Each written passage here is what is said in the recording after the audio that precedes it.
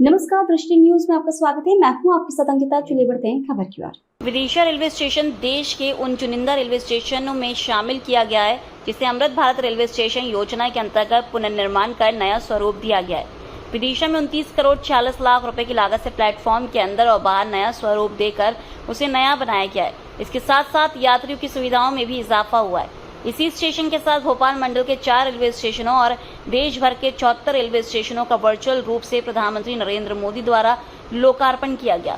Virtual रूप से केंद्रीय कृषि मंत्री शिवराज सिंह चौहान, रेल मंत्री अश्विनी वैष्णव, मध्य प्रदेश के राज्यपाल मंगूभाई पटेल भी इसमें शामिल रहे।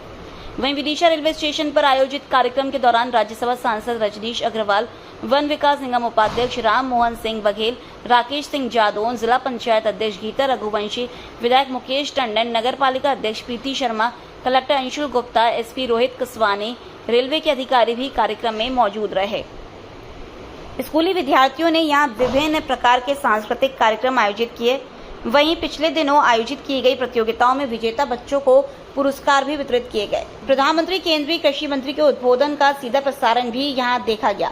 इसके साथ साथ विधायक ने अपने उद्बोधन में अपनी विधानसभा के अंतर्गत विदिशा और गुलाबगंज रेलवे स्टेशनों पर कुछ मूलभूत सुविधाएं और दिए जाने के साथ कई ट्रेनों के स्टॉपेज की भी मांग की।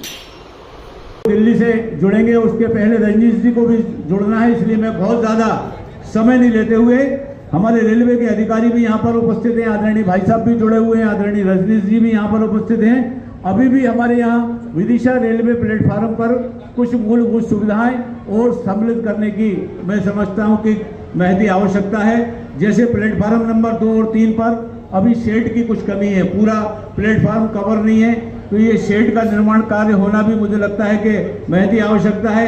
1, 2, 3 बिना एंड यात्रियों जो हमारे यात्री रहते हैं उनको सुलभ शौचालय की आवश्यकता 1, 2 और 3 प्लेटफार्म पर नहीं है। प्लेटफार्म नंबर 4 पर अभी जो विंडो है वो बंद पड़ी है, उसको चालू करना बहुत आवश्यक है। 40% के लगभग हमारे जो है शहर की आबादी लाइन के उस तरफ है, ग्रामीण क्षेत्र भी जुड़ता है। यात्रियों की सुविधा के हिसाब से एक टिकट विंडो और यहाँ पर बढ़ाई जाना चाहिए। हमारा ये विदिशा शहर व्यापारिक केंद्र है, उस दृष्टि से बहुत आवश्यक है।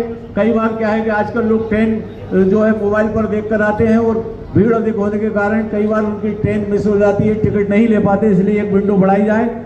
स्टेशन के दोनों तरफ पार्किंग की शानदार व्यवस्था की गई है, मगर जो टैक्सी स्टैंड और मोटरसाइकिल स्टैंड है वहां पर शेड का निर्माण किया जाए। हमारे गुलाबगंज रेलवे स्टेशन पर वाटर कूलर एवं स्टेशन पर जो है सुलभ शौचालय भी उपलब्ध वहां बनाया जाए।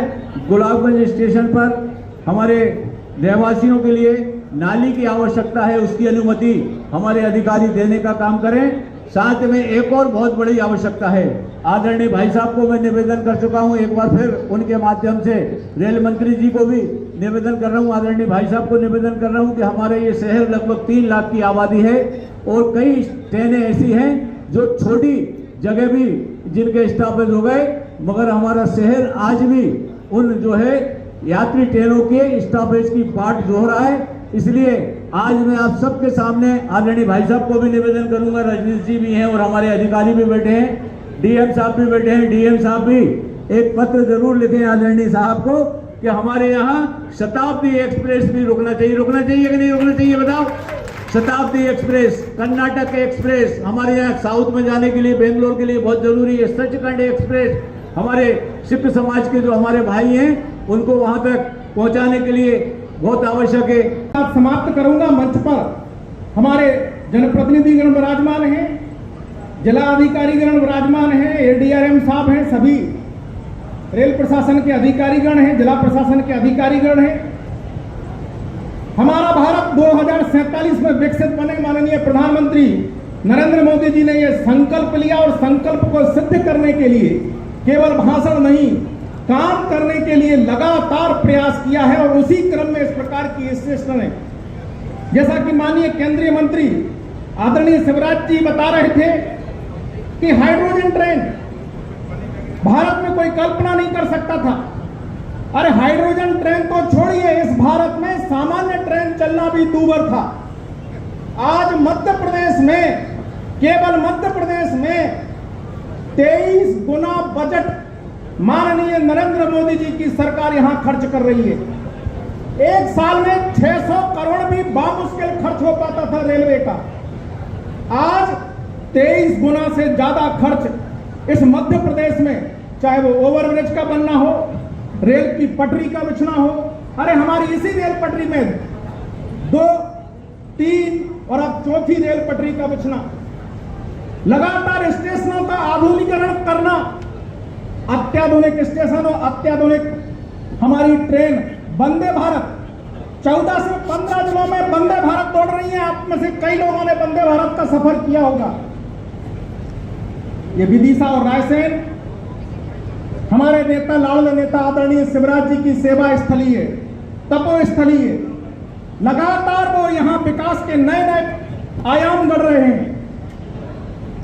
रेलवे की दृष्टि से जो भी स्टेशन है जहां रेल मार्ग सुनिश्चित हो सकता है, उसको भी बढ़ाने करने का काम किया। इसी विदिशा जिले में एक हिस्सा और रेल मार्ग से जुड़ने वाला, जिसका प्रावधान मोदी सरकार ने किया है। देखिए, विकसित भारत का संकल्प सिद्ध करने का काम माननीय प्रधानमंत्री नरेंद्र मोदी जी देश भर में कर रहे हैं। रेलवे का आधुनिकीकरण और विस्तार तेजी से मध्य प्रदेश में हो रहा है। कांग्रेस की यूपीए सरकार से तुलना करें तो लगभग 23 गुना बजट हर साल केंद्र की मोदी सरकार मध्य प्रदेश में खर्च कर रही है। विदिशा के लिए और विदिशा के क्षेत्र के आसपास के लोगों के लिए ये वरदान अमृत स्टेशन के रूप में है। हमारे केंद्रीय मंत्री आदरणीय शिवराज सिंह चौहान जी की सेवा स्थली विदिशा है, सांची है, पूरा क्षेत्र है, मध्य प्रदेश है। लगातार वे भी और मुख्यमंत्री डॉक्टर मोहन यादव जी भी कदम ताल करते हुए मध्य प्रदेश सरकार के माध्यम से सहयोग करते हुए रेलवे की सुविधाओं का विस्तार मध्य प्रदेश में कर रहे हैं। उसी अमृत स्टेशनों का लोकार्पण हो रहा है।